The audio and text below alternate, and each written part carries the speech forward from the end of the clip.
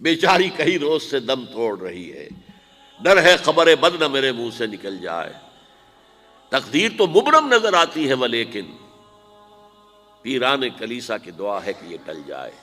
تو پہلی بات میری ختم ہوئی، عالمی نظام خلافت دنیا کی تقدیر مبرم ہے، ہو کر رہے گی، اس میں کسی صاحب ایمان کو کوئی شک، کوئی شبہ، کوئی ریب نہیں ہونا چاہیے۔ البتہ اس کا اب دوسرا پہلو کیا ہے، اس کا آغاز کہاں سے ہوگا؟ اب وہ نقطہ کون سا ہوگا، نقطہ آغاز کون سا ہوگا؟ اس میں پہلی بات تو میں نے کہا جو شک کرے گا اس کا پھر ایمان مشکوک ہے، ہوگا، لازماً ہوگا، گلوبل ہوگا، پوری دنیا میں ہوگا۔ کہاں سے شروع ہوگا اس میں آپ اختلاف کر سکتے ہیں، لیکن مجھے تو دو حدیثیں تو ملی ہیں جن سے یہ اندازہ ہوتا ہے کہ یہ اس مشرقی خطے سے ہوگا، عرب کے مشرق کی جانب کسی ملک سے ہوگا، کسی خطے سے ہوگا۔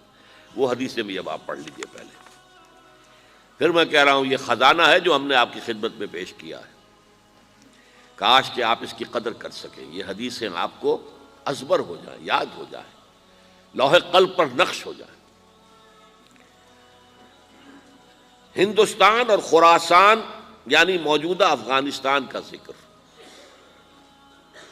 ابن ماجہ کی روایت ہے، عن عبداللہ ابن الحارث رضی اللہ تعالی عنہ قال رسول اللہ صلی اللہ علیہ وسلم یخرج ناس من المشرق یؤتئون للمہدی یعنی سلطانہ، یعنی سلطانہ، دونوں طرح سے پڑھ سکتے ہیں۔ حضرت عبداللہ ابن حارث فرماتے ہیں رضی اللہ تعالی عنہ کہ حضور نے ارشاد فرمایا مشرق کی طرف سے وہ فوجیں نکلیں گی، لوگ آئیں گے جو عرب میں مہدی کی حکومت قائم کریں گے۔ یہ مہدی کون ہوں گے اس کا ذکر میں ذرا بعد میں کروں گا، لیکن نوٹ کر لیجئے کہ مہدی سے پہلے لازماً کسی مشرقی علاقے کے اندر وہ نظام قائم ہو چکے گا، تب وہاں سے فوجیں آئیں گی نا۔ یہ مشرق کون سا ہے؟ عرب کے مشرق میں آپ چلیے ایران بھی آ جائے گا، افغانستان بھی ہے، پاکستان بھی ہے، اور اگر اسے اور توسیع دیں تو ہندوستان بھی ہے۔ یہ ہے عرب کا مشرق، اس سے فوجیں جائیں گی۔ اس کا کیا مطلب ہے کہ اس میں سے کسی جگہ پر نظام خلافت پہلے قائم ہو جائے گا تاکہ وہاں سے فوجیں جائیں گی جو جزیرہ نما عرب میں حضرت مہدی کی حکومت کو قائم کریں گی۔ اب دوسری حدیث سنیے، یہ سنن ابن ماجہ کی حدیث تھی جو میں نے آپ کو سنائی، آپ نے پڑھی۔ دوسری عن ابی ہریرہ رضی اللہ تعالی عنہ، یہ ترمذی شریف کی روایت ہے، قال قال رسول اللہ صلی اللہ علیہ وسلم یخرج من خراسان رایات سود لا يردها شیء حتی تنصب بایلیا، خراسان کے علاقے سے سیاہ جھنڈے لے کر فوجیں آئیں گی، ان کا رخ کوئی موڑ نہیں سکے گا، ان کو پیچھے پھیر نہیں سکیں گے کوئی بھی، یہاں تک کہ وہ یروشلم میں جا کر جھنڈے نصب کر دیں گے۔ ایلیا حضور کے زمانے میں یروشلم کو کہتے تھے۔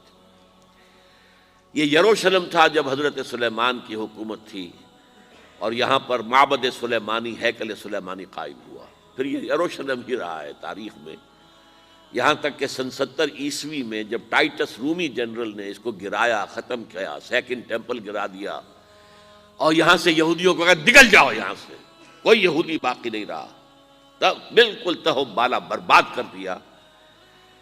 اس کے کوئی 150 سال بعد ہیڈریان، رومن ایمپرر ہیڈریان، اس نے پھر دوبارہ آباد کیا اس شہر کو۔ 150 سال تک یہ بالکل بنجر اور بالکل غیر آباد پڑا تھا۔ اب ہیڈریان نے جب آباد کیا تو اس کا نام ایلیا رکھا، اب یروشلم نام نہیں تھا، تو حضور کے زمانے میں پھر اس کا نام ایلیا تھا۔ اور اب اس سے کیا معلوم ہو رہا ہے کہ یہ یروشلم مسلمانوں کے قبضے سے اس وقت نکلا ہوا ہوگا، ایک دفعہ پہلے نکلا تھا، سن 1099 عیسوی میں مسلمانوں کے ہاتھ سے نکلا، کروسیڈرز، عیسائیوں نے آ کر اس کو قبضے میں کیا، لاکھوں مسلمانوں کو مارا، قتل کیا۔ اس کو 1187 میں واپس لیا ہے۔ کس نے لیا ہے؟ صلاح الدین ایوبی، کرد۔ عرب کھوکھلے ہو چکے تھے، عربوں نے کھویا، واپس نہیں لے سکے۔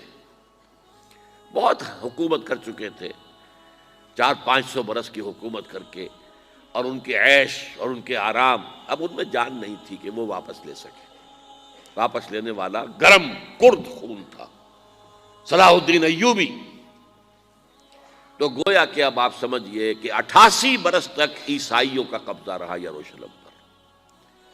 اب 1967 میں یہودیوں نے قبضہ کیا ہے، اور اب 38 برس تو ہو گئے، 88 نہیں تو 38 برس تو ہو گئے ہیں۔ لیکن وہ دور آئے گا کہ اب پھر لیں گے، لینے والے عرب بھی نہیں ہوں گے، خراسان کے علاقے سے فوجیں آئیں گی۔ یہ خراسان کیا تھا؟ ایلیا تو میں نے آپ کو بتا دیا، یروشلم کا نام ہے۔ خراسان اس زمانے میں ایک بہت بڑے ملک کو کہتے تھے۔ کچھ حصہ پاکستان کا بھی اس میں شامل ہے، کچھ حصہ ایران کا بھی ہے۔ ایران کے اس حصے کو اب بھی خراسان کہتے ہیں، وہ ایک صوبہ ہے۔ خراسان ایک صوبہ ہے ایران کا، چھوٹا سا۔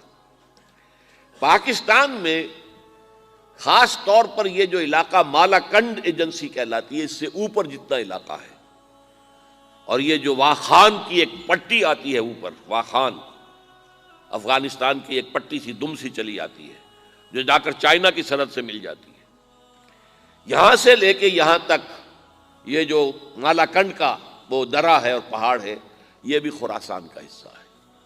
باقی تقریباً 2/3 آف افغانستان ساؤدرن حصہ نہیں ہے خراسان کا حصہ، یہ سیستان کہلاتا تھا، یہ خراسان نہیں ہے۔ لیکن یہ کہ اوپر کا 2/3 آف افغانستان، اور اس کے ساتھ یہ جو عرب، جو اب یہ ترک ممالک آزاد ہوئے ہیں سوویت یونین کی ڈسولوشن کے ساتھ، یہ سارا علاقہ کہلاتا ہے خراسان بزرگ، دی گریٹ خراسان۔